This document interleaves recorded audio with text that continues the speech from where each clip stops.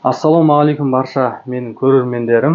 Бүгін Алланың қалауымен кішігірім сұхбат бастап жатырмыз. Отбасылық мәселеде бүгін бірінші қонағымыз менің Рустам ағам. Осы отбасылық мәселеде маған көптеген ақыл кеңесін айтқан, жақсы мотивацияларын айтқан, сіздерге де көптеген пайдасын тигізер деген ниетте, ойда бастап жатырмыз. Ал бисмилля, Алла сұхбатымыздың хайырын, берекесін берсін. Бірінші сұрағымыз, Рустам аға, қазір көптеген ажырасу, ұрыс керіс болып жатыр отбасыларда. Көбінесе жігіттер әйелдерді кінәлап жатады. Әйелдер қазір бағынбайды, тыңдамайды, әр нәрсені көріп, қазір өзгеріп жатыр деген сияқты. Соған не айтасыз? Енді бірінші бисмиллах деп Алладан көмек сұрап бастайық. Сөз бастау қиын ғой енді. Сөз бастау қиын ба, қол бастау қиын ба, ел бастау қиын ба деп сұрақ қояды ғой. Сол кезде ел бастау қиын емес, ерейіп тұрған елім болса дейді.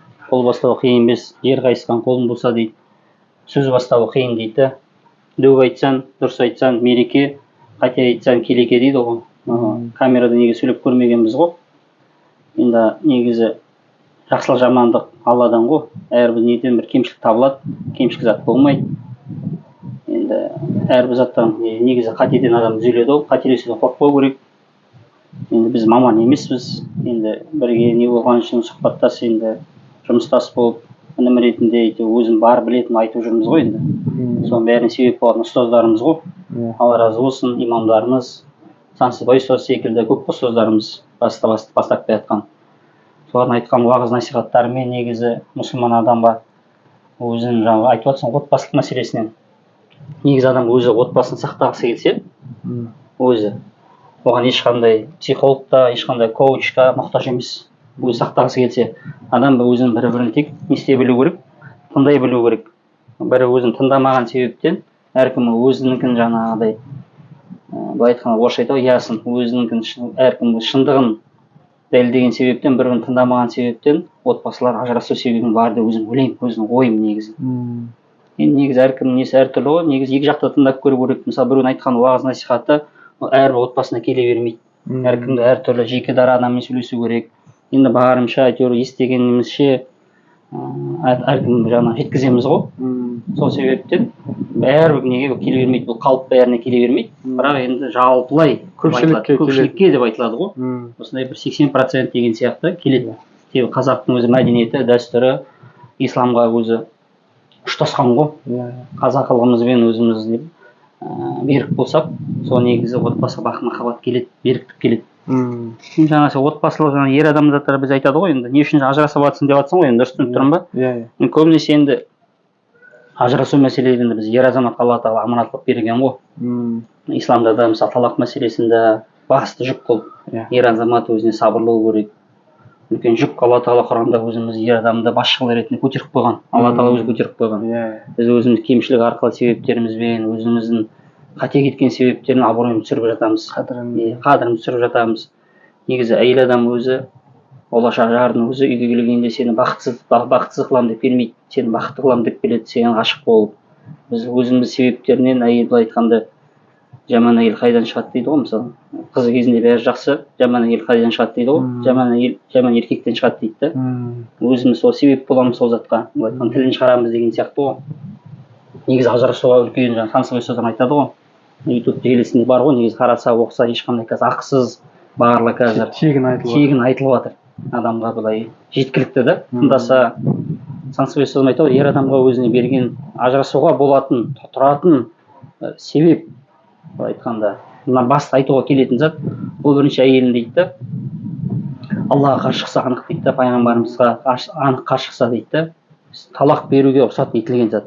Негізі Алла тағала талақты рұқсат бергенмен, ажырасуға рұқсат бергенмен, бірақ Алла тағала өзі жек көретін іс. Бірақ сонда да сол бола тұрып, осы бірінші Алла тағала дініне қарсы шықса, ашықтан ашық.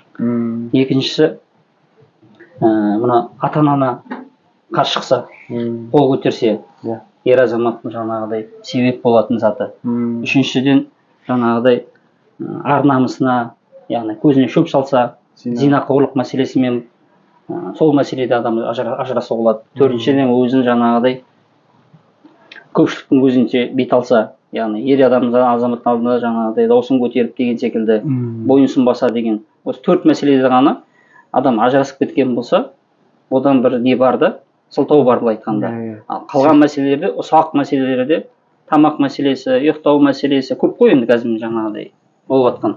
Олардың енді былай айтқанда өз шешімі бар ғой. Мысалы, Құранда Иса сүресі бар, әйелдер деген сүре бар ғой, жалғыз. Ерлер деген сүре жоқ та. Бірақ әйелдер деген сүреде 34-ші аятта ма шатаспасақ, сол мағынасына келеді да. Ер азаматтардың Алла Тағала бір несін берген, қалай адам жаңағы үйдегі жаңа ыдыс аяқ сылдырамай тұрмайды дейді әрбір үйде. Не үшін жаңағыдай қалай жаңа мәселелерде қалай шешімі бар да Құранда. Ал фитна болып қалса, бір түсініспеушілік болып қалып жатса араларында, ер мен әйелдің арасында, бірінші адам насихат беру керек дейді. Бексабек баттал айтамын, әдейі шатаспасам. Уағыздарына бар ғой, сол мәселе айтады. Ұзақ желісінде, YouTube желісінде. Бірінші жаңағыдай болған кезде, бірінші фитна болған кезде, мәселе болған кезде отырып сұхбаттасу керек. Ер азаматтың ақылдылығы, парасаттылығы болу. Ашумен без, ызамен без, сабырлықпен не болды? Соны адам түсіндіре білу керек. Сұрай білу керек. Бірінші мақсаты осыны түсіндіре алса, бұдан ешқандай шешім таба алмаса, онда екінші Құранда келгендей төсектерінде бөліңдер дейді. Яғни өзің төсегін бөлу керек. Яғни жаңағыдай немесе әркім дін деген ауқымды ғой. Кен айтылған ғой, әркім әртүрлі. Ондай жаңа бөлме кішкентай және әркім әртүрлі ғой. Ол кезде теріс бұрылып жатты дейді. Адам өзіне теріс бұрылып жатуы бар да. Екінші қағидасы. Үшінші барып дейді, ұру деген келеді дейді Құранда. Енді әркім жерде ғалымдарымыз, әркім көзқарасы әртүрлі ғой. Бір айтып жатады жаңағы мисуакпен ұру мәселесі айтады.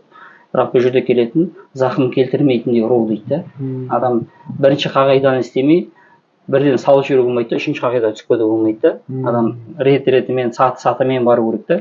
Насихатымен, өзінің ақыл парасатымен, ешқандай осылай отырып, бұл мәселе неден шықты дау? Соны шешу керек. Былай келісім шартқа отыру керек. Мен мына жерде осындай келісім шарт қойдым. Онда тыңдай білу керек. Ішіндегісін шығара білу керек. Сен де ішіндегіні айта. Адам бір фитна болғанда, бір түсініспеушілік болған кезде, бұл екеуінен бар да, бір адамнан болмайды ешқашанда. Екеуінен бар. Сол болған кезде, жарықталған кезде адам не істеу керек? Мына сол болған затты соны шешім табу керек қой. Біле білу керек жаңағы. Тарс кезгенде. Сол кезде бір адам тоқтай білу керек. Екеуінің біреуі. Екеуі де сол кезде тоқтамай тәкаппарланып, өзінің несін көтерсе, тәкаппарлығын, онда бұл шешім шешілмейді. Отбасын сақтап қалғың келсе, біз жаңа бала үшін өмір сүру деген үлкен қате еді. Сен өзің бақытты болмағансың, ертең балалардан сен қандай пайда не бересің? Өсиет, өнеге қандай бере аласың? Сол себептен адам өзі бақытты қылуға тырысу керек. Әйелінің отбасын мысалдары келтіреді ғой. Жақсы еркек, үлкен жаңағы гүл суарыш бақташы секілді дейді да. Гүлдерін жақсы суарсаң, гүлдің әдемі өседі ғой. Яғни отбасын, әйелін қарасаң әсем болып тұрса, оның бақташысы дұрыс адамды, дұрыс қарай алған әйеліне. Егер ол сол затты дұрыс қарай алмай солып қалған болса, су құю деген махаббатты көп беруді мәселесі, немесе оны аз беру мәселесі, оның шамасында білу керек. Көп мақтай жіберуді қатесі бар, мақтамай қалуында бір несі бар да.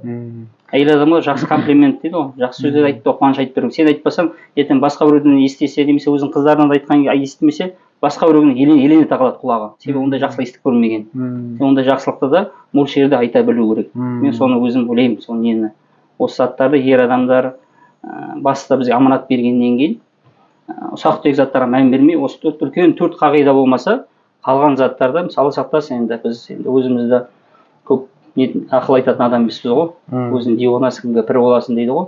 Бірақ сонда да енді Абу Дарда айтқан сияқты, мен барлық жақсылық айтамын дейді, бірақ оны мен барлығын орындай алмаймын дейді. Бірақ содан да мен үміт етемін, Алладан дейді. Осы айтқан жақсылықтарын өзім істей алмасам да, біреуге жеткізген үшін сауабын аламын, үлескер боламын деп. Біз де соны өзіміз істей алмасақ, соны үлескер боламыз деген сияқты Абу Дарда радиаллаху анху айтқан сияқты, содан өзім үлескер боламын деген ниеттемін. Сол үшін барын білетінімді, өз ойымды жеткізіп жатырмын. Жақсы көр анамды, әке-шешемді жақсы көр деп сен қанша айта бер, бірақ сен өзің көрсете алмасаң, сен қалай жақсы көретінді. Әйел де оны жақсы көрмейді. Сен тыңдамайды, иә? Тыңдамайды, себебі сен өзің жақсы көрмейсің әке-шешеңді. Өзің көрсете алмайсың. Өзің көрсете алмайсың. Әйел соны көреді, соны ұғынады да. Ол біледі, сен тек қана сөзбен ғана әдемісің. Сөзбен ғана сонда бүйту керек, сөйту керек, бірақ іспен көрсете алмайсың да. Әйел де ол деген ақымақ зат емес қой, көріп тұр ғой. Сол себептен сен сыйламағаннан ол да сыйламайды да. Сен бірінші әке-шешеңді өзің сыйлай білсең, бірінші өзінде оқып айтады ғой, жәннат ата ананың табан астында дейді да. Ата анамызды бірінші сыйлау керек біз ер адамдар. Оны сен сыйлағанын көрген әйел, ол саған бойынсынады. Дінімізде келеді ғой, жаңағыдай әйел адамның өзін жәннатқа кіруіне барлық 8 жәннат қақпасы бар, қалағына кірсін дейді пайғамбар саллаллаху алейхи дейді да. Қандай әйел деп, ол 5 уақыт намазын оқыса, жылда келетін оразасын, парыз оразасын ұстаса, және өзінің абыройын сақтаса, намысты жерлерін зинақорлыққа бармаса, және күйеуіне бойынсұнса дейді да. Осы 4 қағиданы істесе, жәннаттан қалаған есігіне кіре берсін дейді да. Кепілдік бар да пайғамбар саллаллаху алейхи вассаламнан. Яғни әйеліне өте оңай. Сол себептен бойынсыну мәселен біз де ата анамызға бойынсынсақ, оған яғни Құранда келген уф деп айтпасақ, біз өзіміз уфілдеп қоямыз, бір жұмсаса барымыз келмейді, өтірік емес. Ата анасын жамандап қоямыз. Жамандап қоямыз, ініміз жамандап қоямыз, өз әйелдің шайдың ішінде отырып байқамаймыз.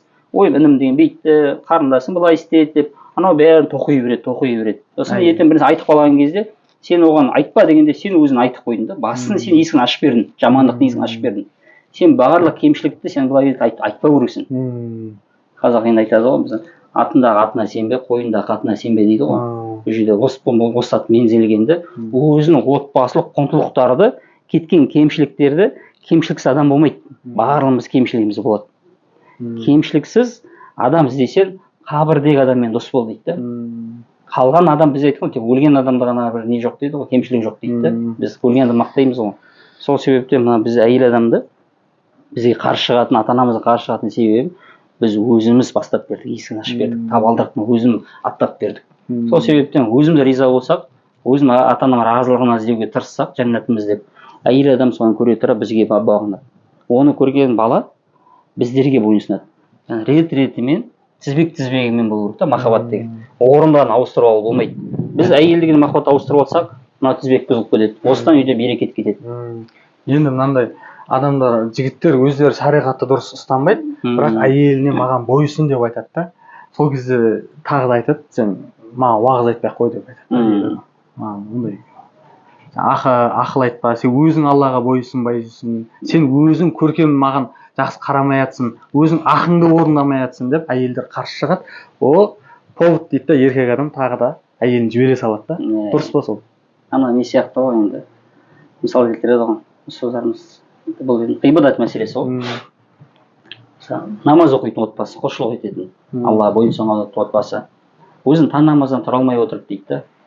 Өзің тұрмайсың таң намаздан. Кейде ұйықтап қаласың, тұрасың дейді да.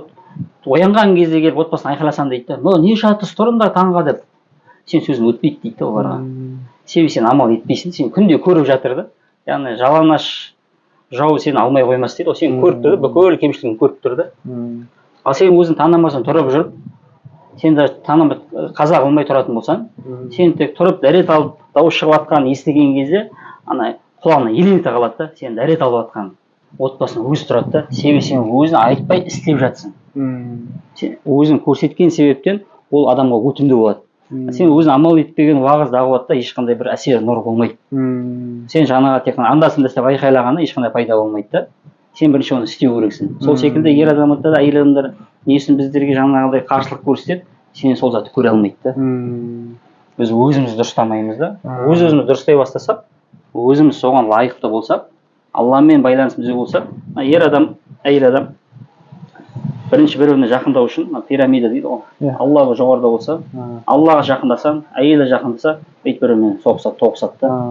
Екеуінің де разылығы Алла ризалығы үшін болу керек та. Бізде мына фитна болатын адамдардың түсініспеушілік неден болады? Бір-біріміздің көңілімізді табамыз деп соған не қылады ғой. Мен бағаламайсың, түсінбейсің, мен істеп жатырмын, мен саған жасап жатырмын дейді. Бізде адам қашан бір-бірін ренжиді дейді да. Сен қашан ренжисің, сен істеген ісің Алла ризалығы үшін болмаса дейді. Айтпады деп. Біреудің көңілі үшін істейсің. Мысалы, әйелінің көңілі үшін, немесе әйел сенің көңілін табу үшін істейді да. Бірақ мақсат Алла ризалығы үшін емес. Мысалы, бір тамақ істеу мүмкін. Бір нәрсе істейді, жинап қояды. Сен оны бағаламай қаласың, немесе көрмей қаласың, бір жылы сөз айтпай қаласың. Күтеді ол. Ол сенен күтеді да. А сен сол затты моментте өзің пайдалана алмай қалдың да. Бір жылақ, бір жылы сөз ғой. Бірақ әрбір зат бізде мысалы бір зат істейсің, оны байқаламай қалады. Бір нәрсе алып бересің, мысалы ше. Әйел адам бір қателік айтады ғой. Мен сені ешқандай жақсылық көрмедім деген дейді да. Сол затты айтпаса, қалған заттардың барлығы жақсылық қой, әйел адам. Мына бізде мына пирамида мәселесі ғой. Егер Алла ризалығы үшін істесең, сен біреуге ренжімейсің. Мысалы мен бір нәрсе Алла ризалығына істесем, оны байқамай қалса ол істі, мен ол істі сен үшін істемедім да, сол үшін мен саған ренжуге хақым жоқ та. Бірақ ол зат енді айту тілге өте оңай, бірақ іс жүзінде көрсету қиын. Ол тақуалық, ихсан мәселесі дейді ғой. Қазір енді көп жігіттердің ажырасуға негізінде жаңағындай поводтар келеді ғой енді. Аллаға қарсы шықты, ата-анама қарсы шықты, өзіме қарсы шықты деп ше. Ажырасуға негіз себеп тұр да, ажырасуға. Бірақ сол нәрсеге жігіттер өздері жеткізіп қойды деймін да мен. Жігіттер өздері кінәлі, өздері уағыз айтуға, насихат айтуға өзі лайықсыз болып қалды, өз қадірін кетіріп алды, ата-анасына қарсы шығуына да өзі себепкер болып қалып жатыр да. Көп жігіттердің де, енді барлығын деп айтпай ақ қояйын, өзіне қарсы шығуына да өзі сол дұрыс әйелмен жаңағыдай жақсы сөздерін айтып, кешірімді болып, сабыр сақтап, бағаламағаннан кейін өзіне қарсы шығып кетіп жатыр. Ал жігіттер түсінбей прямой барады да, маған қарсы шықты, немесе ата-анама қарсы шықты, уағыз тыңдамайды, тәубесіне келмейді дейді да, әйел жіберіп қойып жатыр. Соны мен дұрыс емес деп ойлаймын. Енді біз айтады ғой, ұстаздарымыз айтады ғой, бізде қандай жолдар бар дейді да, ораза ұстаушылардың жолдары бар дейді да, оған толы дейді да. Мысалы, бірінші күн мен төртінші күн ұстап жатқандары бар, айдың ортасын ұстап жатқандары бар, сол секілді ораза күн арасы ұстап жатқандарымыз бар, нәпіл оразалар. Сосын жақсылық істеу ораза нелері бар, садақа берушілері бар, сол сияқты жолдар көп қой, құлшылық етушілері бар. Сонда көп жолдардың ішінде бір жол бос қалды дейді да ұстаздарымыз. Ол қай жол дейді да? Ол мінез, ахлақ жолы бос қалды дейді да. Әдейі мінез пайғамбар салсам. Біз ер адамдарда жетпей жатқан жақсы мінез, ахлақ жетпей жатты деп ойлаймын да. Сол себептен тек қана ер адамдар емес, әйел адамдардан болады, өзіне байланысты ғой, өзі тапқан енді әркім тең-теңімен деген сияқты ғой, тезек қабымен деген сияқты. Бізде мына имам Жаузи айтады, тараффул деген зат бар дейді дінімізде. Тараффул деген не зат дегенде жақсы мінез дейді да. Жақсы мінез деген, тараффул жақсы мінез дегенде адам кемшілігін, мысалы әр адам кемшілік бар, соны байқамау. Мысалы әйелімізде кемшілік бар, менде кемшілік бар, бәрімізде кемшілік бар ғой. Әр ұсақ түйекке сен байқай берсең, адам шаршатып жібересің. Үлкен кішісіне, мынау дұрыс емес, мынау тұзы жоқ, мынау бір нәрсе, адам шаршайды. Сен біреуді шаршатасың, өзін шаршатасың, қасындағы ортаң, достарын, отбасын барлығын шаршатып жібересің. Тагафул болмаса. Тагафул деген имам Ахмад айтады. Тагафул деген не дегенде, тагафулдың 90% жақсы мінезден. Жақсы мінездің 90% тагафулден тұрады дейді. Яғни тагафул деген біреудің кемшілігін көрмеу. Яғни сен әр затты байқамай қалу. Білсең де жіберіп қою. Бізде тагафул жоқ деп есептеймін да. Тагафул көркем мінез болмаған себептен, яғни кемшілікті байқап қалу себептен әр затқа ұсақ түйек жинай берген себепті адам шаршатасың. Ана неге мындай, мынаны бүйттім, адам жақсы мінез болса, біз дініміз барлығын ұстай берейік, жаңа айтқан сияқты, ата-анамыз жақсылық істейік, бірақ дініміздің көркемдігін шығаратын бізде жақсы мінез. Жақсы мінез жолын толтыра алмай жатыр. Ол жақсы мінез қарай бәріміз бастасақ, онда мен ойлаймын, отбасылардың арасында түсініспеушілік болады. Себебі жақсы мінез болған себептен көп зат сабыр етесің. Кемшілігін, тагафул болған себептен кемшілігін байқамай қаласың, көре тұра, айтпай қаласың. Бізде тагафул болмаған себептен әр кемшілік көріп қаламыз, сақ жинай береміз. Сен алдында бүйттің, сен былай қатты сөйлеп қойдың, сен неге анама бүйтіп жібердің, немесе тағы жаңа сен неге бүйтіп жібердің деп. Үлкен зат болмаса, ұсақ түйектер. Сен маған отырғанда сен бүйтіп қателестің деп. Оны жақсы жеткізу деген бөлек болады. Ол жақсы мінез керек болсын. Оны тыныштықта, мысалмен келтірсең, ол қабылдай алады. Әйел адам қабылдай алады. Адам жеткізгеніне байланысты. Ол да неміз ғой, әйел адам әлсіз зат қой. Әйел адамға қатты қарап жүрсең жылап қалады баяғы айтқанда. Сол себептен ер адам, ер азамат бола алса, деп ойлаймын, онда отбасы құндылықтар сақталады. Енді ажырасу енді бар зат қой, енді одан қаша алмайсың ғой. Бірақ Алла сақтасын, оған жеткізбеуге тырысу керек. Біз аманатымыз, себебі біз бауыржан момышұлы айтады ғой, батырды кім санайсың деген кезде, мына мен келіндерді санаймын дейді, қыздарымызды ше. Бізге батырлық дейді, жат жерге келіп тұр, танымайтын жерге келіп тұр да, сен үшін де. Сені жақсы көрді, әке-шешең білмейді, бірақ сен үшін былай айтқанда, Алла ризалығы үшін жақсы көрген себептен соған батылдық көрсетіп, сол табалдыр аттап келді. Танымайтын жерде өмір сүру. Біз ер адам бір жерге барған кезде бір-екі күннен шаршайсың, үйге қайтқың келеді. Өзі өлең төсегім дейді ғой, өзі үйім өлең төсегім, өз үйіне айтқанда ыңғайлы. Сол үшін әйел адам, батыр әйелдерімізге өзіміз дұрыс қарай білейік, батырлығын өзін біле білейік. Енді жаңағы мысалды қайта айтып жатырмын.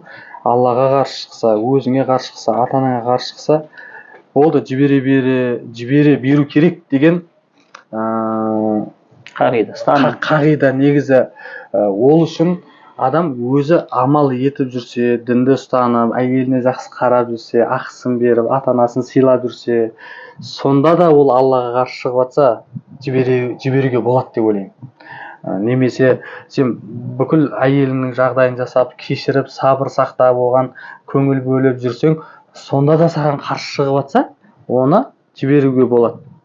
Немесе ата анаңа қызмет жасап, барлығын істеп, керемет болып сен тәубеңе келіп ше, кемшіліктерін дұрыстап жүрсің, сонда да сенің ата анаңа қарсы шықса, сондай кезде жіберуге болады деп ойлаймын. Ал қазір адамдар сондай нәрселерді істемей, өзі бұзылып, өзі жаңағыда қыдырып, ата анасын сыйламай, әйелін сыйламай жүреді да, бірақ жаңағыдай ажырасуға болады екен. Аллаға қарсы шықса, ата анаға қарсы шықса, маған қарсы шықса деп солай түсініп жіберіп қойып жатқан сияқты да көп жігіттеріміз. Әйел адамға көп не арттырамыз ғой біздер. Жақсы әйел қандай болу керек дейміз да, бірақ жақсы ер адам қандай болуын айтпаймыз да. Көбінесе ше. Иә, өзімізге жауапкершілік арттырмаймыз. Әйел адамға жақсы әйел, еркектің жақсы әйел еркектің басын төрге де сүрейді, көрге де сүрейді деп айтамыз. Барлық жақсы әйелдің қазақ мақал мәтелдері ғой. Бірақ сөйте тұра көбінесе ер азаматтардың бір несін айтпаймыз. Сосын лайық заттарын. Сосын төсекті бөліп жату дедіңіз ғой. Екінші саты ғой. Бірінші сатын істемей, екінші сатын істеп кетеді да көп жігіттер. Насихат бермей. Әйелмен ұрысып қалады. Әйел тыңдамай қояды да, басқа бөлмеге жатып алады. Бір апта, 10 күн, бір ай әйеліне жақындамай жүреді. Сол дұрыс па енді? Сол енді жаңағыдай ғой, бізде қате мәселесі, сол дұрыстығын түсініп, соны өзіңе лайықты да жүрмеген себептен, өзің білімсіздігімізден бірінші білім алу керек. Негізі осыны айтып отырып ойлайсың ғой, қазір осы заман өзім мойында. Айтады ғой, ақыл өсиеттерде, ақыл айтушылардың ғасыры дейді да, осы заманда. Бізде жаңағыдай оны сөздеріміз келеді. Қазір бәрі ақыл айтып жатыр ғой айтқанда. Өзі былай қарап отырсаң, қалай келін болуын үйретеді дейді да. Бірақ сөйте тұра өзі ажырасып кеткен. Немесе бір айтады, қалай баланы тәрбиелеуге үйретеді дейді. Сөйте тұра өзінің отбасы жоқ. Біреулер қазір бар, мешіттің табалдырығын аттап көрмеген, бірақ сөйте тұра имамдарымыз қалай уағыз насихат айту керек үйретеді. Бізде де жаңағыдай осы пайғамбарымыз айтып кеткен осы нені ақыр заман келген кезде рубайдалар көбейеді деп. Рубайдалар кім деген кезде осы үлкен халықтық маңызды бар заттарды, халықтық үлкен маңызды заттарды сөйлейтін ақмақтар деген екен да. Сонда имам Аш-Шатиби айтады, осы мәселе рубайдалар жайында не айтасыз дегенде, рубайда дегеніміз дейді, өзі өмірде жетістікке жетпеген дейді. Бірақ біреуге ақыл айтқыштар дейді да. Сол алашта сен рубайдалардан болғымыз келмейді ғой. Бірақ сөйте тұра жаңағыдай ақыл мәселесі адамға кеңес мәселесінен өзіміз ойымызды барынша жеткізіп жатырық қой енді. Жаңағы бірінші саты насихаттау деген нәрсені өте сабырлықпен, кешіріммен, жақсы көріп, көркем мінезбен негізі істейтін болсақ, ол екінші сатыға барудың өзіне бірталай уақыт кетеді. Немесе жаңағы сол мәселе бірінші сатымен шешіліп кетеді ара қатынас негізі. Көп ұрыс керістің. Біз айтамыз мысалы жаңағы насихат бердік мысалы дін бойынша. Ұстаздарымыз біледі ғой, мысалы дін бойынша насихат берді. Насихат берілгеннен кейін одан ешқандай пайда көрмесе, барын істедің ғой, төсек қатынасын бол дейді. Егер екінші сатыға келіпсің, үшінші сатыға бару ұру мәселесі жету үшін. Екінші сатыға келді дейді. Әйел адам жалаңаш жау алмай қоймайды дейді ғой. Өзің бір қолыңыз істесе, сен соған алынып қоятын болсаң, сен жаңа іске ренжідің ғой, сен оны кештің деген сөзін. Яғни айтады, пайғамбарымыз айтады, әйелдеріңді түнде пайдаланып, күнде құл қылып жұмсамаңдар дейді. Ондай адамдар қатарынан болмау керек. Сен өзің беріп қойдың ба, жаңа ренжіген затты, мысалы бір нәрсе ренжіп қалдың, мысалы әкесі үшін ренжіп қалдың, ана үшін ренжіп қалдың да. Сосын сен ескерттің, талаптарын қойдың, насихатын алмадың, барын түсіндірдің. Сосын алдында екінші талап істедің. Сол екінші талапта ода қуғу.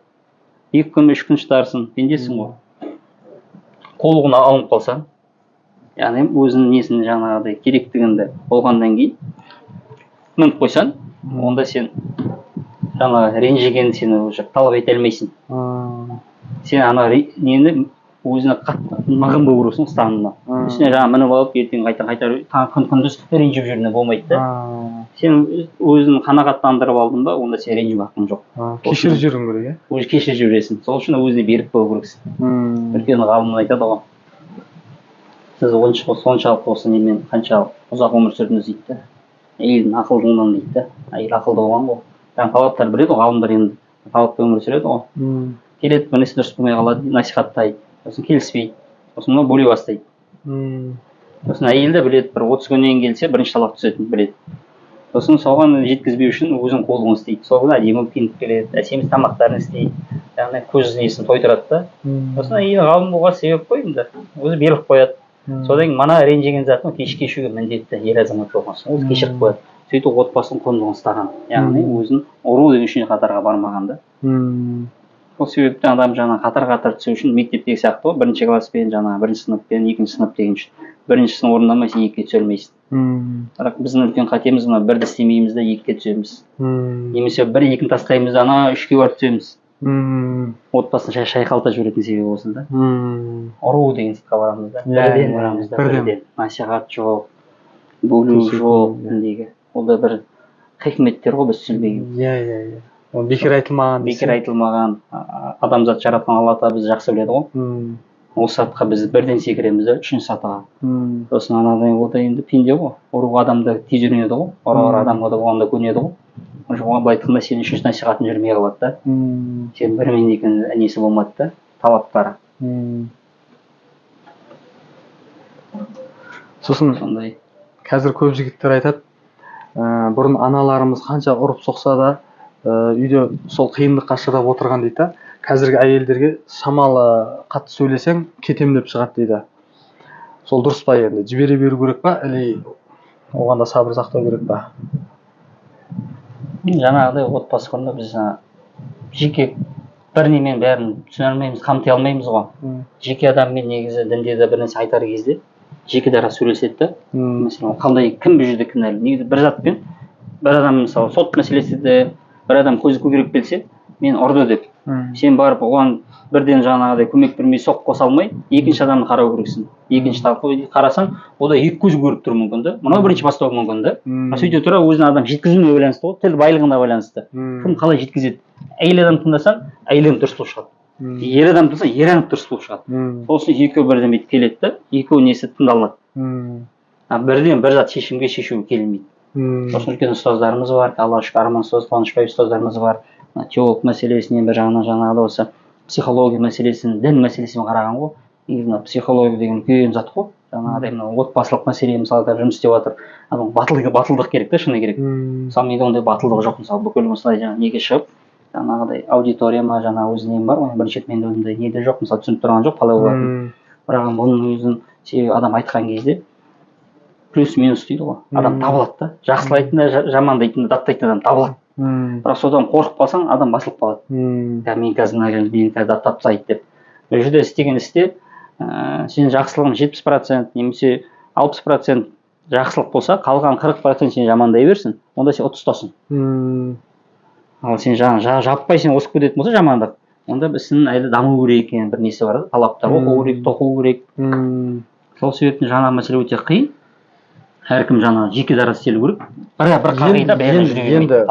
Енді әркімді мысалы әйел мен еркекті екеуін бірге алып келіп, екеуінің бірдей мәселесін шешу керек деп жатсыз ғой, енді екеуін бірдей тыңдау керек деп жатсыз да.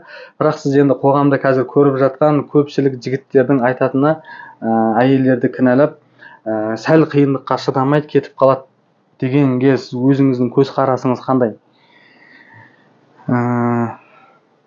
Бізде енді жаңа айтқан сияқты манағыдай бірінші талаптар. Бізде айтады, қазақта бар ғой ұстаным.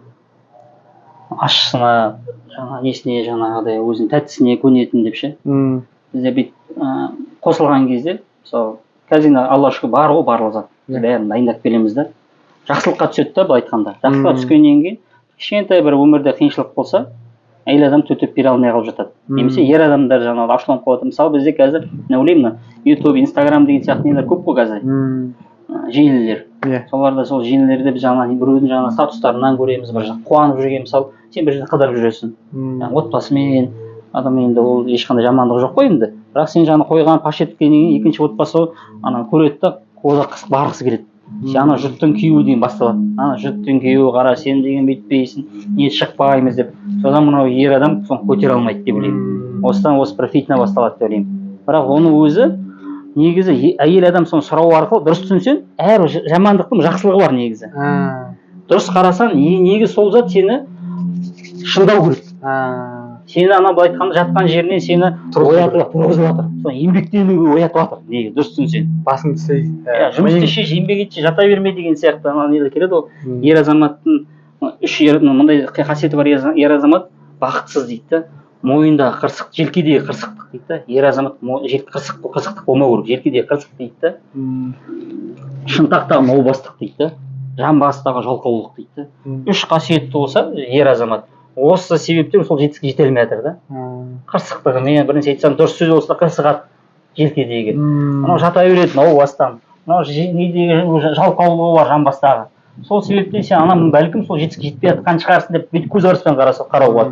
Былай қарасаң жаңа не орын ба? Былай қарасаң мынау мен шаршатты деп айтуы мүмкін. Мен жеп былай басым ауырып кетті деуі мүмкін да. Мына нелер келеді ғой. Үлкен философ, данышпан, ақылгөй. Бақытсыз болған екен да. Әйелі былай айтқанда өмірде жаңағыдай тап болған ғой енді. Орысша пила дейді ғой, ара. Мен жей береді екен. Бірақ данышпан да, данагөй. Адамға осылай ақыл айтады халыққа деген жаңағыдай. Сосын сол өзінің ортасы халықты данагөйдің алдына өзінің ортасында кірген жаңағыдай ақылшылар философтар ғой.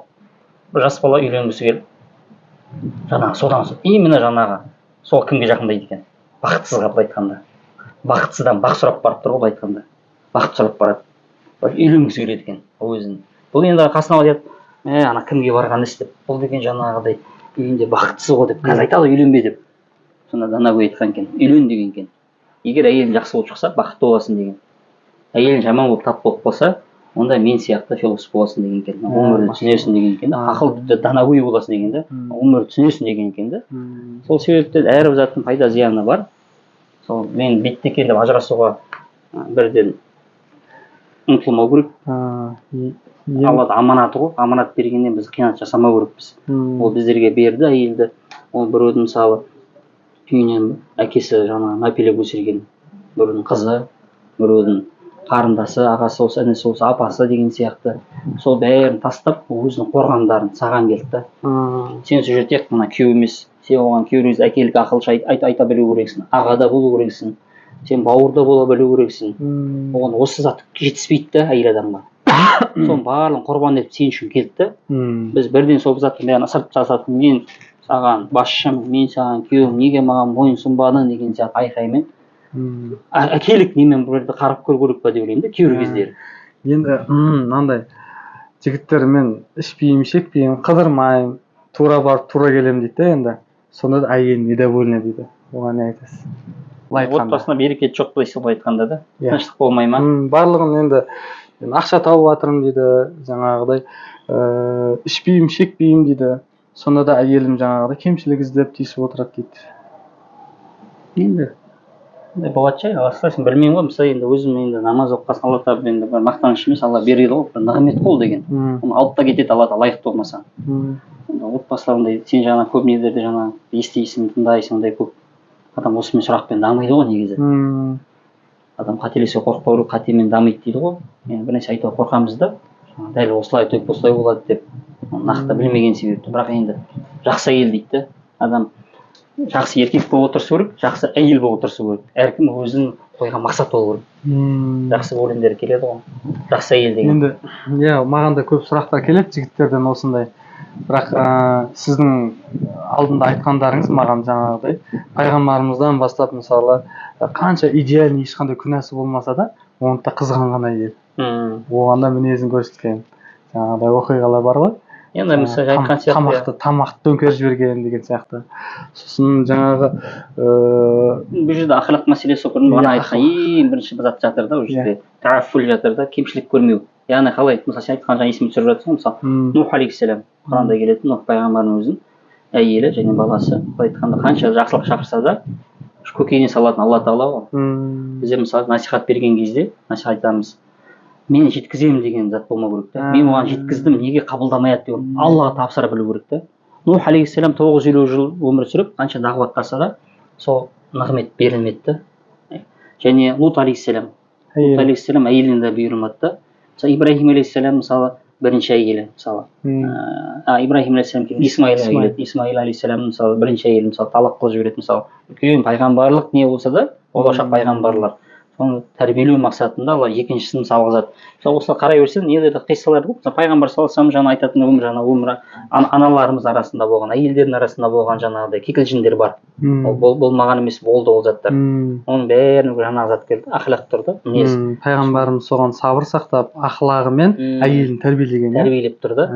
Бізде сол анау жағы тағафул болмай тұрды, кемшілік көру бізде көп болып тұрды. Сол кемшілік көру мәселесіне адам біз ортамыз шаршатып жібереміз.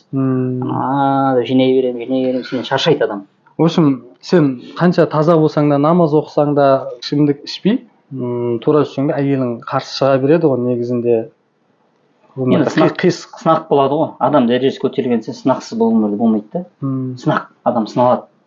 Адам өмірі тап-таза өмір сүрудің өзінде бір адам сахабаларда ойлайды, мен Алла ұмытып кетті ма деп қорқатын болған дейді. Сен мүмкін әйелмен сыналып жатқан шығарсың. Бір оқиғалар келеді ғой, әркім әртүрлі ғой. Әйелін жаңағыда сабыр ету мәселесіне бір ұстаздың оқиғасын алып келеді ғой. Үлкен ғалым да, сыйлы бәрі ортада. Шәкірттері де біледі, бірақ әйелі былай айтқанда енді бұйырмаған ғой енді. Келген шәкірттерін шаршатады, тамақ мәселесіне енді жаңағыдай айтқан дұрыс қарсы алмай, қарсы көріс деген сияқты. Көрейді шәкірттер. Шәкірттерде енді уақыт келеді ғой, таусылады төзімнен айтады ғой, ұстаздың ақыл айтады да ұстазына. Ұстаз-ау, сіз енді сіз аяйын деген секілді. Жіберіні шеш деген сияқты. Басқа өзіңіз лайықты алмайсыз ба деген сияқты. Сонда ұстаз айтқан екен ғой. Бұл негізі дейді да, өзінің ұстазы бар екен, соның қызы екен. Оны аманаттық берген екен. Сен сол әйелге лайықты мінезің бар, ақылағың бар. Бұны тек қана сен көтере аласың деп. Басқа біреуге барса бейбақ болады.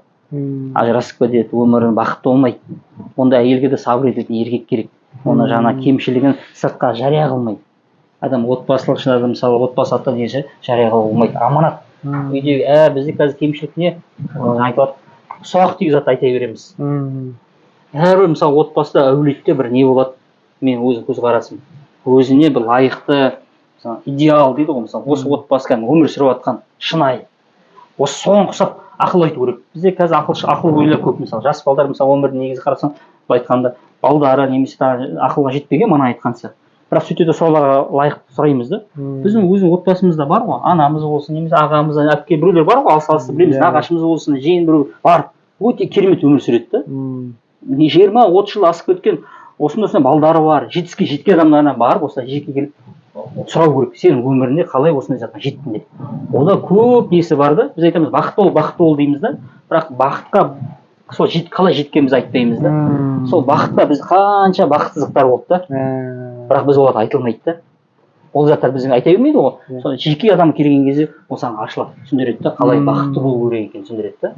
Біз әрімізде неде қателіктер бар. Қатесі болуы мүмкін емес. Барлығында бір қателік бар. Содан сабақ алады да. Сабақ алғаннан кейін адам өзі сонымен сондай бір бақытты отбасы болып тұрды. Себебі қателігін сыртқа жаймады да. Жаңа мысалда келтірмей ма? Арасында күйеу мен ердің арасында не болып қалды да, қатын арасында фитна, түсініспеушілік. Соның бірден неге айтса, әкесіне айтса, қыз бала. Бұл ертең арасы жарасып кетеді. Екеуі ұмытып кетеді. Бірақ ана болашақ өзінің күйеу баласын ұмытпайды да әкесі, қыздың әкесі ұмытпайды да. Жек көріп қалады да. Сол себепті анаған бәрін айта бермеу керек та. Бірінші қате мен ойлаймын, бізде бүкіл нені ана жаққа жіберіп тұрамыз. Бір нәрсе болып қалды ма? Телефон бар ғой жаман жері. Сонда маған бейт, неге сабырға күтпейміз, тыныштыққа күтпейміз. Тек жылайды, маған бейт жіберді, маған соғып жіберді мысалы. Артынан сен кешіресің негізі. Шамасы негізі артынан қарасаң, сол зат үлкен зат емес. Сол жерде шешілмейтін зат болып көрінеді. Сол жерде, сол неде, сол сәтте шешілмейді. Ажырасқан жігіттер айтады, болмайтын нәрсемен ажырасып кеттім дейді да. Өкініп отырмын, енді әйелімді, бала шағамды қалай қайтарсам болады деген сұрақтармен де хабарласады адамдар. Бізде айтады ұстаздарымызда. Қалбек ұстаз айтады, Әліпбайұлына.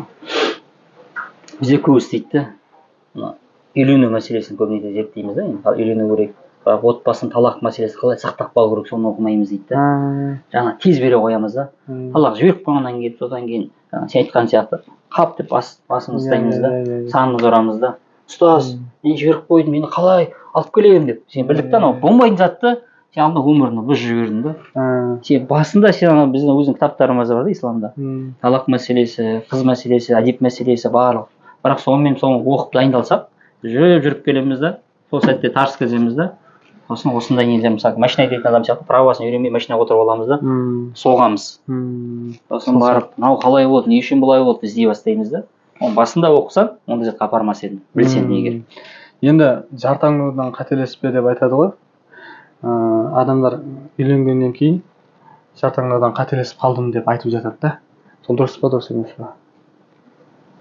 Енді мындай зат бар да, енді өзім ойым ғой енді. Ер адам бір талаптар болу керек та өзін. Әркім талаптар болады да. Әйел қыз алдында өз талаптар қоятын. Әркім өзіне лайығына келеді да. Өзіне лайықтысына. Діндар адам Құранда да келеді ғой. Пасық пасыққа, діндар діндарға жарасады дейді да. Әркім өзіне нелері бар, талап. Біз талапсыз сыртқы неге бейнеге ғашық болып қаламыз да. Сосын барып артынан келіп жаңағы фитна болып отырады. Мысалы айта келеді, ондай сөз бар ғой. Көріктінің көріп алғанша көрмей алған текті артық дейді да. Қазақ қалай айтқан деймін да. Бір сөзбен діннің барлығы бар да. Тектілік мәселесіне мән бермейміз да. Біз жаңағы сыртқы бейне қазір алданып жатырмыз ғой, қазір ерінді үріп қою деген сияқты мәселелермен. Соны алданып жатыр. Осыған қосып кетейін да кішігірім. Негізі ешкім қинап қоспайды ғой ешкімді. Танысады, бір кішкене сезім болады. Қинап қоссаң да қосылмайды, алмайын деген адам алмайды. Кішкене сезім болады соны. Алланың қалауымен қосылады деп ойлаймын да мен. Алланың қалауымен қосылды.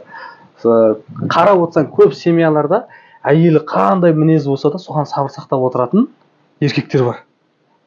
Немесе күйеуі ішіп жаңа жаман жолда жүрсе де соған сабыр сақтап отыратын әйелдер бар. Әйелдер бар. Құдай бір-біріне сабыр жететін, бір-біріне көнетін негізінде, бір-біріне жаңағыдай шамасы келетін адамды қосқан деп ойлаймын да. Бірақ бізді жаңа азғырушы шайтан немесе адамдардың себебімен немесе жан жағымыздағы басқа адамдарға қызығып өзіміздегі нәрсені бағаламай қоямыз. Сол себепті менің таңдаудан қателестім, менің адамым емес, мен типа жараспай жүрміз, мінезіміз келмейді деген сияқты әңгімелерді айтып, сол шайтанның ең жақсы көретін амалы отбасыны бұзу дейді ғой. Сол жайлап кішігірім қателіктерін көрсетіп, жаман жағын көрсетіп, үлкен сол дау-дамайға айналып. Жаңа айтып қалдың Алланың қалауымен деп. Біз бәріміз дұрыс қой. Ислам бәрі Алланың қалауымен ғой дінімізде. Бірақ Міржақып Дулатов та шатаспасаң. Келеді өлең шумақтарында айтады ғой, енді қысқаша келгенде түсініктемесі. Алланың қалауы болды, тағдырдың жазғаны болды, ақбақтық мен соқырлық дейді. Бір затты соған сырт тастай беріп, өзіне жүкті алмау дейді. Сен нені өзің қаласаң, Алла соны болмақ дейді. Соны істеуге болмақ дейді. Соны істеп береді саған дейді. Әр біз болып жатқан жақсы жамандығымыз жамандық кейін Аллах Тағала тарапынан, бірақ сен істеген өз қолдарынан деп келеді Құранда. Саған келген бәле келіп жатса, Құран кәрім келеді, сен келген қолына келген бәле сен істеген істерінен дейді. Сен соған себепкер болдың да. Соны істеген себептен Алла саған соны берді, жазды, тағдыр қылып. Бізде андай мысалы ішіп қойса, немесе ажырасып кетсе, мысалы оңай да айта салып, не болды? Жараспай қалды, Аллахтың қалауы дейміз. Өте оңай да, бір ақымақтық мен соқырлық дейді. Алланың жазғаны болды дейміз да. Өзімізден жүкті алып тастадық. Былай қарағанда дұрыс емес сөз секілді. Алланың қалауы деген секілді да. Дұрыстап бүйтіп қарасаң, сен жүкті тастай салдың да. Барлықты Алланың былай айтқанда кінәлап тастадың да. Жүкті өзін алмадың да. Соның бәріне жауапты негізі өзіңсің. Міржақып Дулатов бәрі дін ұстанған адамдар ғой. Соның бәрі жалпылай дінмен көрген ғой. Айтып кеткен. Ғабит Мүсірепов ағамыз айтады ғой. Қазақ дейді, өмірінде кемінде 2 ақыл айтады дейді. Кемінде дейді, жоқ дегенде айтатын ақыл көп қой. Кемінде 2 ақыл айтады дейді. Соның біреуін істесе дейді, ақылды болып кететін еді дейді. Ақылды болып кететін еді дейді. Біздер өзіміз ақыл айта береміз. Әр адамда, жаңа адамдар да, ажырасқан адамдар да, бәріміз қазақ өзіміз айтып кеткен ғой, данышпан адамдар ғой. Бірақ өзіміз жасамай жатырық та. Соны ақылдарымыз, жұртқа айтқан ақылымызды өзіміз жасасақ, істетсек өз өмірімізге, біз бақытты болып кетеміз дейді. Яғни ақылды болып кетеміз дейді. бақыт табамыз. Мына мысалы контент тыңдап отқан сенің көрермендерің бар, нелерің бар, мысалы бәрін біледі негізі бұл заттарды ше. Бірақ соны жасай алмайды. Істесе негізі мұқтаж емес. Білемін ғой контенттерге, нелерге енді бір ояту сияқты бір нәрсе болады шығар деп ойлаймын. Негізі барлығы біледі. Қандай жақсы әйел қандай болады, жақсы еркек қандай болады. Бірақ соны өзім бір кішкентай бір нәрсе болып қалса, айтқанда бізде мені дуалады, біз осындайға жақынбыз. Бір жауапкершіліктен қашуға. Оның шешесі бұзды, оның енесі бұзды деген сияқты. Біреуден іздей береміз. Сосын осындай бұндай болды. Мамасы үйретіп отыр ар жақтан. Иә, сондай затты біз сылтау көп бізде. Біз жауапкершілік өзімізге алсақ, шынайы ер азамат ретінде. Сен басшысың ғой енді, басшы болған сен өз жауапкершілік алсаң, соның барлығы көрінеді. Сен өзің дұрыс бола білсең, бірінші адам өзін дұрыстау керек. Мысалда әке балаға, әкесі айтады екен баласына, балам дұрыс жүр деген сияқты ақыл айтады ғой. Он жақ сол жақ бар, атап кетпе деген сияқты. Баласы айтқан екен, әкем мойындама деген. Сен жүре бер деген. Мен сенің ізінен басып келатырмын деген екен. Әр қадамынан дейді. Біз өзіміз баламыз, аманат жол. Сен қалай жүрсең, біздің отбасымыз, отағасы деп осылай айтпағанда, әйеліміз де баламыз біз атымызбен жүреді. Біздің өзіміз қисық болған себептен, біз өзіміз қисық келеміз де әйелге келіп үлкен талаптарды қоямыз. Неге бұлай істемейсің? Негізі осының барлығын қарап отырып біз енді айтады ма, қызығамыз, ана біреуін статусқа қояды деген сияқты ешкім кінәлауға болмайды ғой. Әркім өзі бақытты енді, әркім өзі біледі ғой. Бірақ айтады ғой, біз осының бәрін біз енді Аллаға шүкір тыныштықта өмір сүріп жатырмыз да, деніміз сауда. Бірінші байлық біз денсаулық бар. Біз осыны бағалай білсек, яғни қалай мына сау адамда мына басында сақина бар дейді да, яғни сақина болғанда тәжі бар дейді да, сау адам басында тәжі бар дейді да, оны тек қана ауру адам ғана көреді дейді да. Сен де Алла шүкір қазір басында тәжі бар да, сен де байқамайсың. Мен де бақыттымда басында тәж тұр да. Отбасымызда денсаулығымыз бар ма? Біз бақыттымыз негізі. Сол бақытымызды осы қазір басқа мақсаттарды қойып жатырмық қой. Алыстан біз ауырып қалсақ та бір нәрсе болып қалса, біз мына ойлап отқан мақсаттан ешқандай бір түкке керек емес та. Сол себептен өзінің денсаулығымыз бар кезде осыны бағалап, отбасымыз аман ба, қазір үйде әйелімізді бала шағаны аман ба, мазалап жатқан жоқ па, звондап, мен жерім ауырып жатыр, балам ауырып жатыр деп тыныш мысалы контент істеп отырып па, бұл біз бақыттымыз. Тек қана біз емес, басқа адамдар осындай жағдайда ол бақытты. А біреуіне сынақ келіп жатқандар, ол біреуге өнеге. Алла тағала бір нәрсемен оны үлкен затқа дайындап жатыр. Дін өзі сондай затты жақсылыққа жақсылық айтып қойған, жамандығына, өзін берген сынағына, оның бір артына сыйы бар екенін білдіріп қойғанда, Алла оны бір затқа, ұлы затқа дайындап жатыр. Сыналып жатқан болса, Алла оны ұлы затқа дайындап жатыр. Енді жақсы әйел алсаң жұмағың, жаман әйел алсаң тозағың деген естігіз ба? Иә, Міржат Дулатовпен алыстас. Абай атамызбен кімнің несі келеді ол? Екеуі мәмілесі ғой айтатын. Бар ол. Сосын ол не жағына сонда? Сол дұрыс па? Көз қарасыңыз. Тобықтың еліне, кімнің атын толтырамағаш. Білесің ба сол оқиғаны? Абай атамызбен іс болған зат қой. Соны сұрайды ғой. Менде бар. Телефонның атын қазір айтуға мүмкін. Кім шын аты? Жаңағыдай келеді ғой. Абай атамыз үлкен екен. Мына кім сол кезде?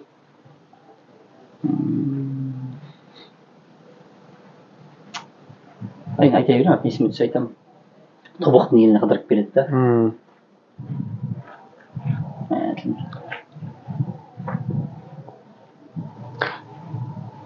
Жаңа келеді, Абай атамыз байқайды да, бос адам бескенше. Соны келіп сұрайды екен. Мына адам басына біткен жаңағы. Несі мағынасы сол әдемі негізі келеді сөздерімен. Бақырайын өзің осындай бас бітіреді деген сияқты. Осындай адам келдім деп, саған қояр сұрағым бар деп. Құдай қайда дейді. Жәннат пен тозақ қайда дейді. Сонда әлі шын саған ойымнан келіп тұр. Соны жауап берген екен. Жасы ол кезде әлі. Абайдың Құдай қайда екенін білмеймін дейді. Мен Құдайым жүрегімде дейді. Тозақ пен жәннат қайда екенін білмеймін дейді.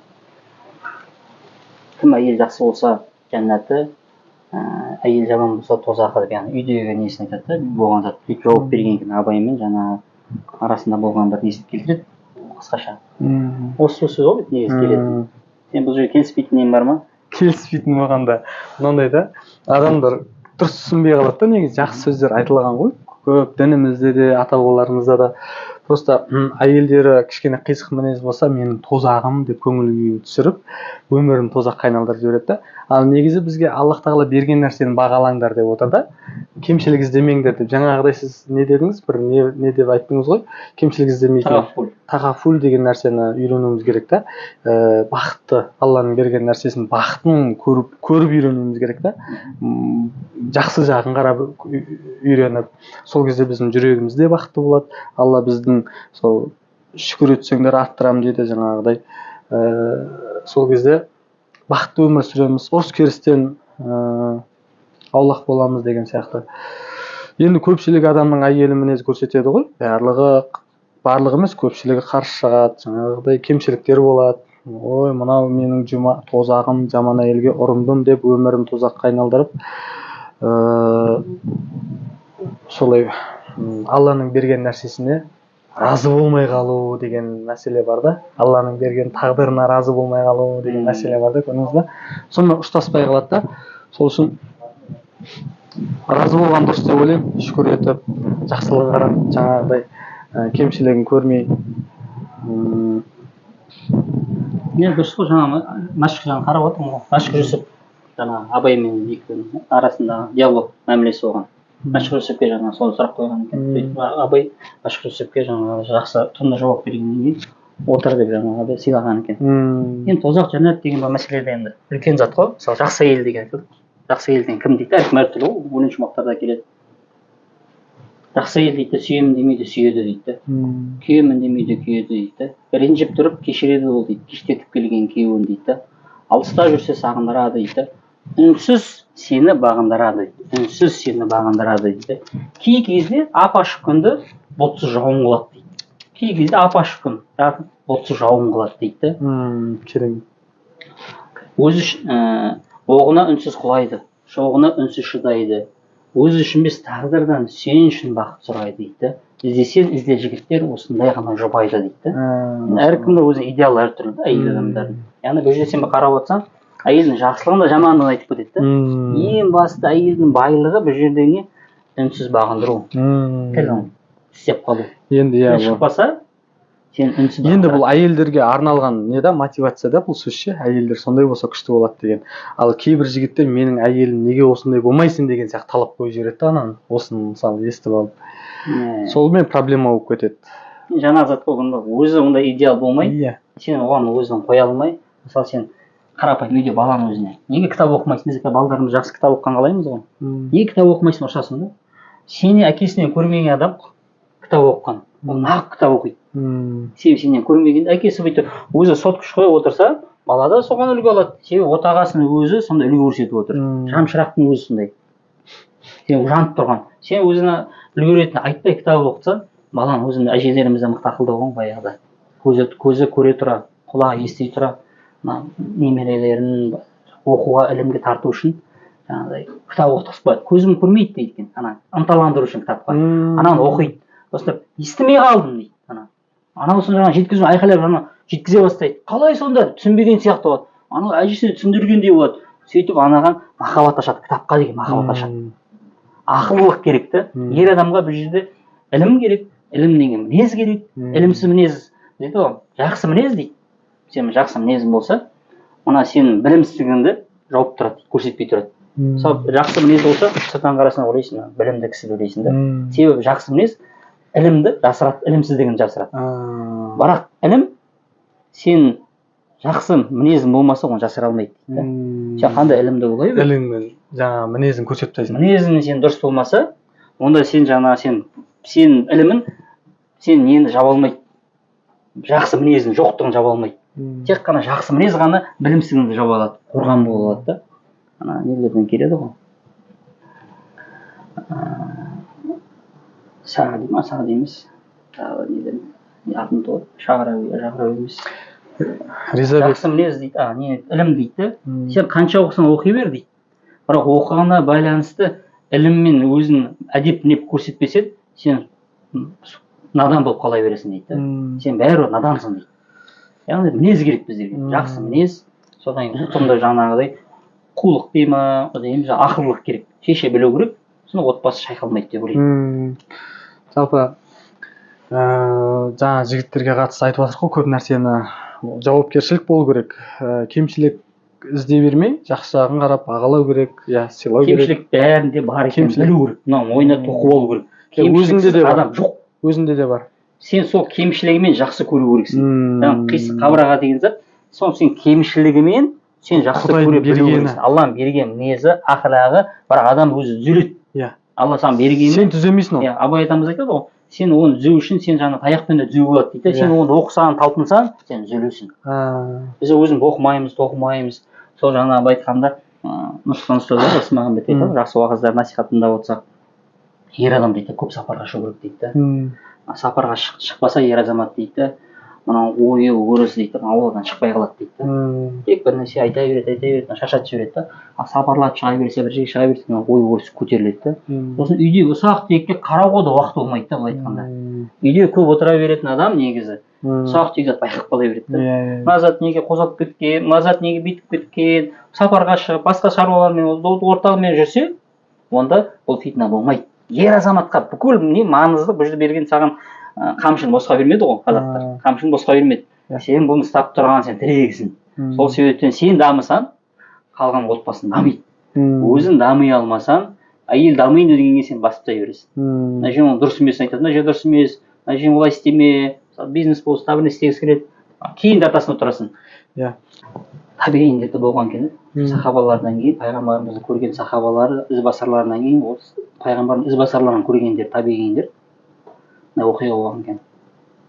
Әйел мәселе жаңа айтады, оның қабірі қисық деген сияқты. Үйінде арыстан, Алла Тағала оған арыстан бағындырып қойған екен. Деген қазір ол бір өтірігіне көрінеді ғой енді. Енді бізде ғайыпқа сенген мұсылмандарымыз ғой, сахих жолдармен келгенде негізі, анық таза жолдармен мұсылмандар біз осылай тәрбиелейді, негізі әркім өзі біледі ғой енді. Әркім алса тоқса тоқиды, тоқымайды десе тоқымайды. Сол кезде ана нені арыстан бағындырып қойған дейді, үстіне жүк артық қояды екен, өзінің шаруашылық. Соны көріп таң қалатын адамдар. Қалай жеткен дейді, арыстан есек сияқты кәдімгі дейді, жеп қойған. Сосын барып жаңағыдай келсе, негізі Алла Тағала әйелін шамалы қисық қабырға қатты не болған ғой, былай айтқанда сынақ болған ғой. Соған сабыр еткені үшін Алла Тағала бұл өмірде сый ретінде арыстан бағындырып қойған екен. Уақыт көп ұзамай бір күні Алла Тағала жанын алып кетеді ғой әйелін. Екінші әйел жақсы әйел алады. Бірақ ана нығметтен айырылып қалған екен. Арыстанды бағындыру нығметтен айырылып қалған екен.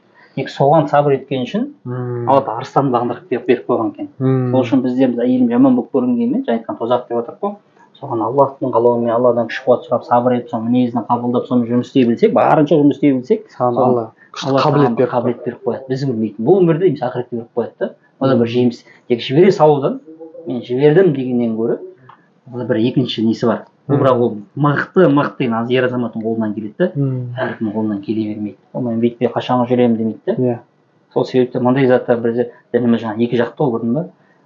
Сабыр етемін мықты азаматтар осы көрсетіп қойған. Сабыр ете алмаймын деген азаматтар енді өзінің талғамына байланысты тап болып қалды ғой.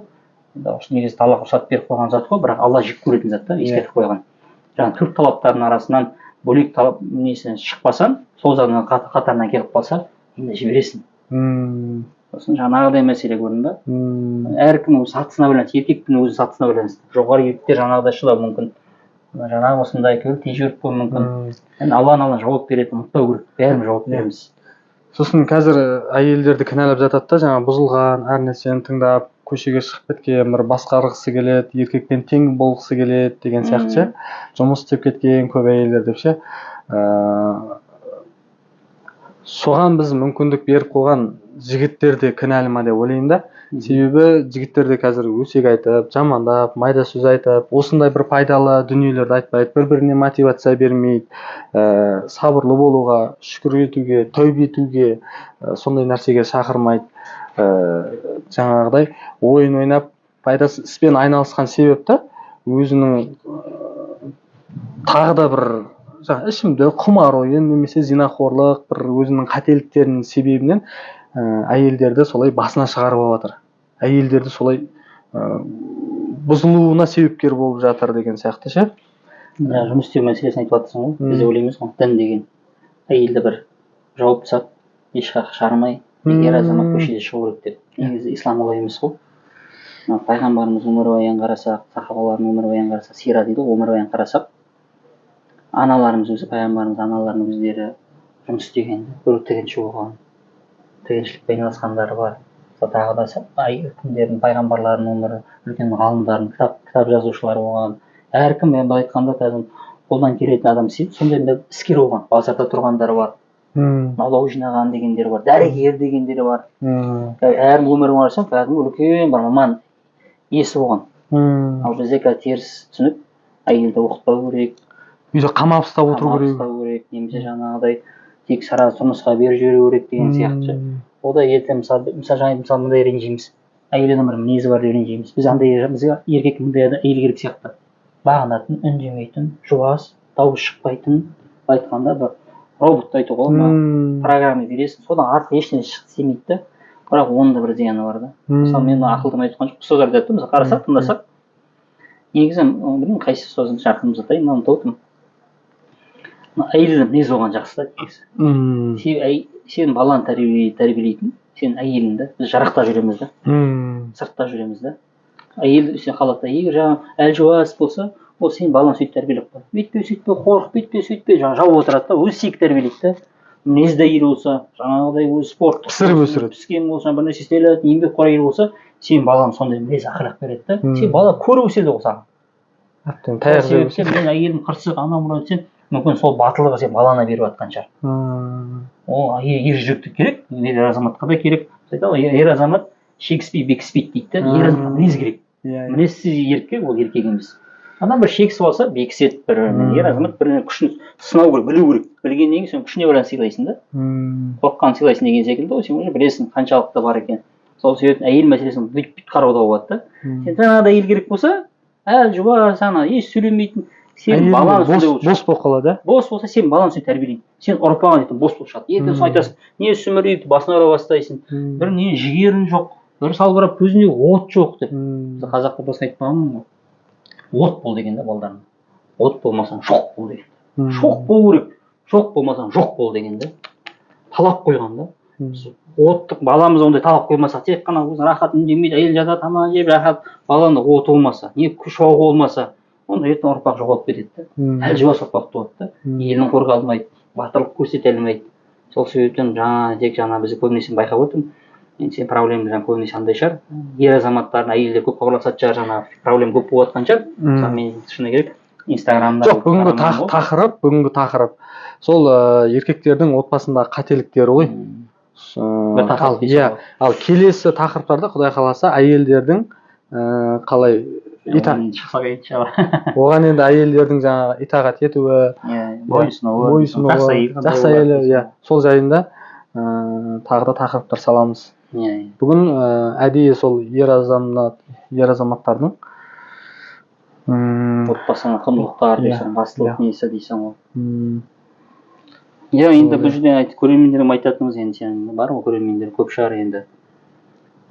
Бұл жерде мен ақылды емеспін біріншіден. Әркім өзінің пайдасын алады, зиянын өзі көріп жатса дұрыс емес жегені жаңағы қателіктен қорықпайды дедік қой. Қателіктерімді алмайды, сыра қояды. Алып лақтыра салады. Мен сөзім ғой, ешқандай бір неміз. Мен біреуге жүгініп нетіп отырмын. Сөзін алып, соны жеткізіп отырмын. Бір мысалы соны күйеуіміз айтады ғой, Арман ұстаздарымызды келеді мына уақыт насихатқа. Уағыз насихатқа. Сосын отырады да, біз тыңдай саламыз осылай. Бірақ бұл осылай айтқан уағызды ол қанша түндер дайындалып келді да. Қай ұстаз болса да дайындалып келді да. Сізде рахат дейді да. Бүкіл мен оқыған қанша кітаптарын көзім айын тауып келіп тұрды. Соны сен бір сағатта түнімен 4-5 сағат ұйықтамаған уақытты бір сағатта ала қойдың да, жұтып қойдың да, дайын асқа тық қасық деген сияқты ала қойдың ілімді. Ол қанша дайындалды да, көрген жоқ та. Сол себептен күйеуіне мысалы уақыт болмайды, не болмайды, мүмкін дайын асқа бір тік қасық сияқты, тық қасық сияқты секілді мысалы. Мысалы біз білетінімізді айттық, бәлкім бұл пайдасы тиер. Ішінен бір келіспейтін заттар ол белгілі да. Әркім санасы әртүрлі. Біреуіне ұнамайды, біреуіне ұнайды. Сол себептен ешкімге бір жаңағыдай бір нетпейміз, ұнау үшін істемейміз. Осы бір артын шығып кетсе екен деп. Мақсат ода емес. Сен маған бір жаңағыдай өзің жаңағыдай неттің ғой енді. Бір тамшыдай пайдамыз тисе басқаларға. Себеп болып қалар деп. Алла разы болсын сізге келісіп, осы уақытыңызды бөліп, жақсы ақыл кеңестеріңізді айтып жатқаныңызға. Қазір енді бұл сұхбатты түсірген себебім қоғамда жаңағыдай небір хайппен, жаман тәрбиемен, боғауыз нәрсемен танылып, бірақ ақыл айтып, сұхбат айтып отырған, қоғамды бұзып отырған адамдар көп та. Сол себепті бізде қолдан келгенше жақсы сөзімізді айтып, сөйлесеңдер жақсы сөйлеңдер немесе үндемеңдер дейді ғой. Сол себепті жақсы сөзімізді айтып, жақсылыққа шақыру, жамандықтан қайтару, жақсы түсінікке кішкене бет бұрса адамдар, отбасын сақтаса деген ниетпен осы сұхбат түсіріп отырмыз. Иә, сен жаңа қолқа салып тұрғансың бауырым. Сен жаңағыдай сөз жерге тастамайын деп айтқанда. Иә. Кіші болсаң да үлкен зат айнысып біреу түсінеді, біреу түсінбейді негізі ше. Негізі мен Инстаграм көрмедім, бірақ мен статустарынан көремін ғой, рахмет айтып жатады. Яғни бір пайда бар. Әйтеуір біреуге пайда болса, тамшылап тисе де, отбасы ажырап кетпесе де, үлкен құндылық ұстап қалып тұрсың да. Шайтаннан айтады ғой. Сен біреуді ұқсатып саған жамандық істейді да, барлық ол бәрі түкке тұрмайды да. Біреумен отбасын ажыратқын дейді да. Шайтан айтады екен, сен ұлы істедің деп, кел мен 10 жағыма отыр дейді екен да.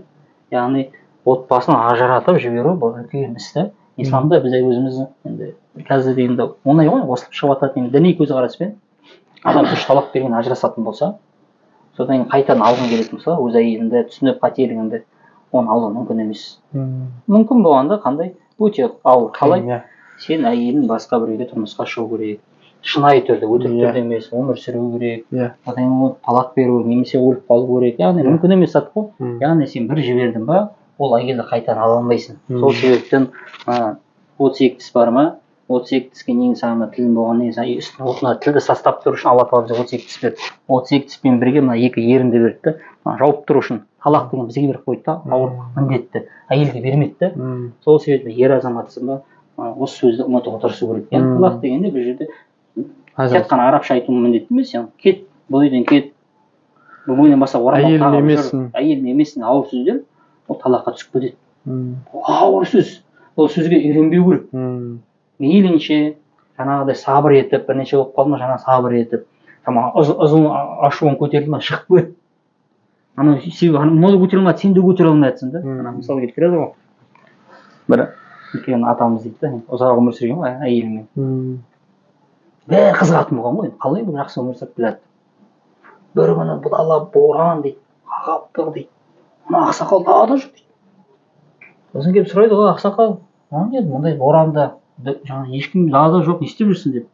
Бұл боранда қоя салшы дейді, үйдегі борандай шешеді дейді. Яғни әйелдің арасында фитна болған ғой, әлі дау көтерген ғой, борандап жатқан ғой. Сосын бірден ажырасып кетпей, ол айта бермей шығып кеткен ғой. Анау басылсын боран үйдегі. Сосын мына сырттағы боран ол тегешейін. Басылған қайтадан келіп, мәмілеп, қайта ұмытып кетеді да. Сол үшін үйде ондай борандар болып тұрады да.